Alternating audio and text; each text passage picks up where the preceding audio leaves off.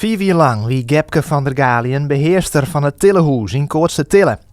Oorende sneun. Bij een besletten gekomsten organiseren toch dwarsbelang die het mis.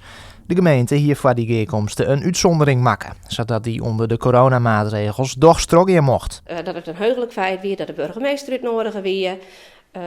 Dat ze dat ook graag gaan laten wonen, waarop dat de meneer van de gemeente dus zijn had bij heuge uitzondering, omdat het een speciaal iets wie de burgemeester weer uitnodigen, mocht er alleen nog koffie met gebak.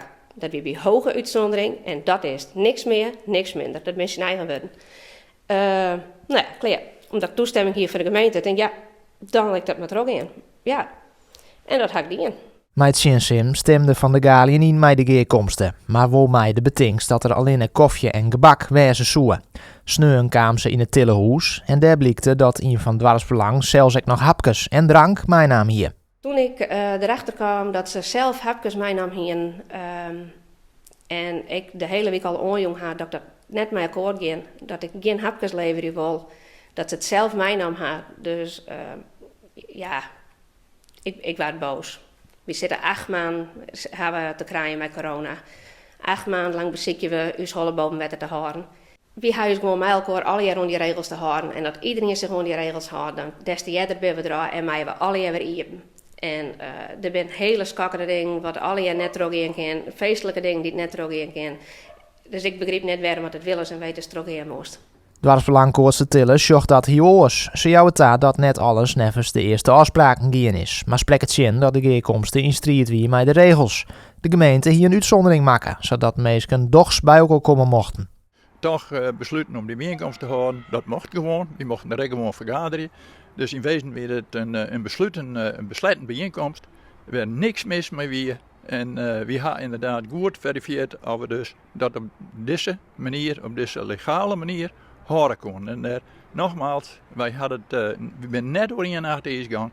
We hadden het goed gecheckt, wat wel of net mogelijk weer. Nou, de burgemeester en de vrouw weer erbij. Nou ja, goed, die vonden dat ook prima. Die had nog even een oorjong, die had nog even goed gecheckt. Het is volgens de regels, dus niks mis mee. De gang van zaken had er wat te laat dat het Tillehoes nou zonder beheerster zit. Van der Galien had de stekker er na sneun uit lutsen. Al is dat nevens dwarsbelang wel wat te makkelijk zijn. Nou, je zei dat heel mooi, maar de stichting weet officieel van niks. Die had geen bericht van Gepke gewoon dat ze ophouden is. Dat hebben we dus uit de pers gehad.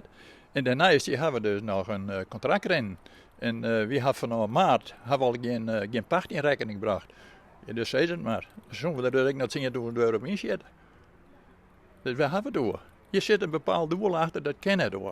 Hoe het nou verder maat met het Tillehoes bloot onwis. Mogelijk dat alle partijen dochs nog met elkaar om tafel gingen. Ik zou graag een gesprek willen met burgemeester, plaatselijk belang, stichtingbestuur. Want als het zei dat het nou bloot, dan bent er alleen nog maar verliezers. En dat is net wat ik wil. Dat vind ik jammer van inwoners van Koortse Tille.